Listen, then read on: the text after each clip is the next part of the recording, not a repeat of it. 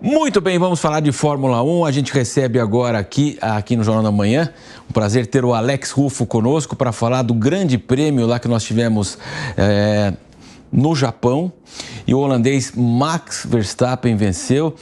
Alex, eu imagino o seguinte, quem acordou de madrugada para conferir a corrida gosta muito de Fórmula 1, evidentemente.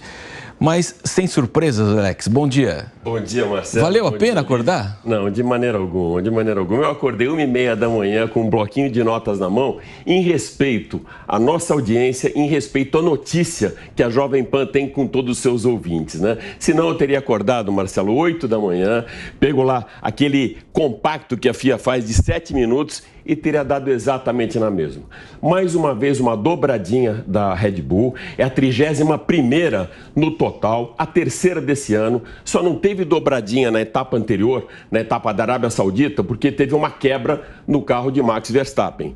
Isso só vai acontecer novamente se tiver uma quebra do carro. Se ele não quebrar, ele vence a prova e a gente já pode até começar, Marcelo, a fazer uma contagem regressiva, mesmo antecipada, para o tetracampeonato do holandês. A diferença é absurda de tecnologia, eu diria até que existe uma Série A do campeonato com Max Verstappen e às vezes com o Sérgio Pérez e a Série B. Só que na Série B, esses caras, eles se embaralham muito, eles não têm uma consistência, à exceção do Carlos Sainz, que embora já esteja admitido da Ferrari, ele nas 3 provas que ele participou, que ele ficou uma fora, né, exatamente por conta de um apêndice que ele teve, um apendicite, teve que fazer cirurgia e venceu, mas as outras 3 ele foi para o pódio, inclusive nessa aqui.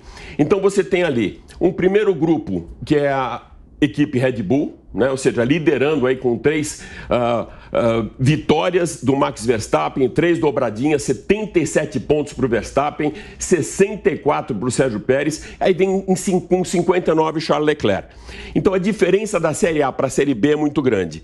A gente vê também uma desmotivação do piloto da Mercedes, o nosso heptacampeão Lewis Hamilton, que chegou num ponto da corrida. A gente nunca viu isso na vida. O piloto perguntar para a equipe se ele deveria ou não dar passagem para o Russell. Se ele deveria... Isso não acontece. O que acontece sempre é o cara estar com a faca no meio dos dentes e fazer o máximo para ficar na frente, mesmo do companheiro de equipe, o que mostra então uma desmotivação. E do lado da Ferrari, o cara que vai ser o companheiro dele, Leclerc, tomando o pau do demitido. Então essa bagunça que está acontecendo no segundo grupo está embolando essa situação. Os caras estão perdendo pontos, enquanto a Red Bull vai avançando ali com uma liderança que ninguém vai atingir. Alex, a gente sabe que domínios sempre existiram na Fórmula 1, a gente observou a Ferrari, a própria Red Bull com o Vettel, 4 títulos na sequência, a Mercedes com 7, né? Porque aí um do piloto do Rosberg, depois 6 do Hamilton. Sim.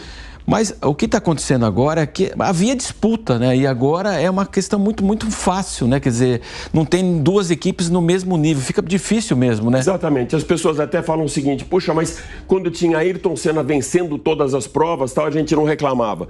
É mentira isso, porque ele vencia todas as provas, mas brigando com Alain Prost. Ou seja, se a gente pegar, por exemplo, o campeonato de 1988 da McLaren, eram 16 provas, a McLaren ganhou 15 provas, 8 vitórias do Senna e 7 vitórias do Alain Prost. E mais uma coisa aí que fica no ar para quem adora a Fórmula 1, para quem é apaixonado por Fórmula 1, o histórico que Suzuka tem. Ou seja, esse cara que acordou 2 da manhã, ele tem na memória afetiva dele as vitórias e os campeonatos que foram decididos do Suzuka. A Suzuka é um templo onde os grandes samurais, nessa corrida agora, recolheram a sua katana e viraram de costa para a televisão. Em 87, primeira prova de Suzuka, campeão Nelson Piquet.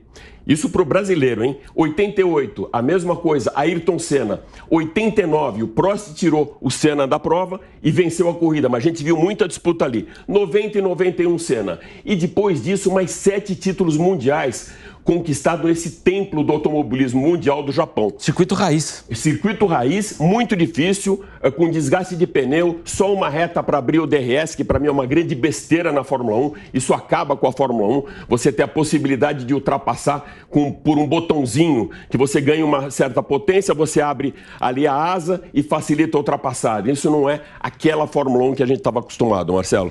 Próxima etapa, daqui a 2 semanas na China. E se quiserem ir para suas apostas, apostem para a Série B, que a Série A certamente vai ter mais uma dobradinha da Red Bull.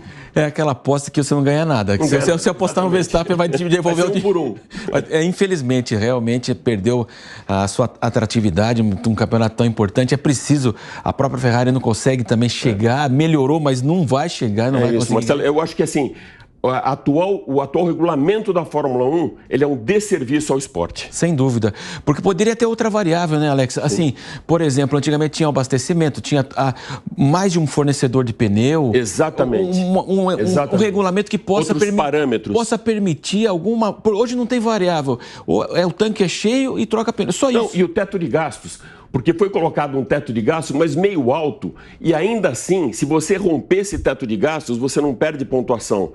Você tem uma multa. Você acha que uma equipe como a Red Bull, que tem um orçamento de 600 milhões de euros, vai estar preocupada em pagar 50 mil, 100 mil de multa por exceder o teto de gastos? Não é isso. Enquanto pra a gente fala na indústria automotiva que é mexer no bolso. Para esses caras é mexer na pontuação. Enquanto não tiver uma regulamentação melhor da Fórmula 1, a gente vai continuar assistindo isso. Esse ano a gente vai assistir o Tetra do Verstappen e o ano que vem o Penta, porque o campeonato só muda agora em 2026. Vamos lá, né, Alex? Quem gosta, vai continuar assistindo, mas de fato perdeu muita atratividade mesmo, infelizmente. Alex Rufo, claro, ele voltará conosco ao longo da programação da Jovem Pan. Valeu, Alex. Valeu, bom dia para vocês. Bom dia, Rufo.